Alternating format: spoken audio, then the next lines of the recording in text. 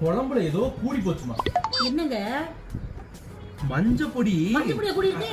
இல்ல, மஞ்சப்பொடி கூடல. உப்புமா கூடி இருக்கு? இல்லம்மா, டேஸ்ட் பார்க்க விடு. காரம் தான் லைட். காரம் கூடி இருக்கு. என்னங்க அப்படி சொல்றீங்க? சொல்ல விடுமா. ஏமா இந்த தாளிக்கெல்லாம் செய்வாங்களே, என்னங்க கடுகு வரமிளகாலாம் போட்டு நான் நல்ல மணக்க தாளிச்சு ஊத்தி இருக்கேன்.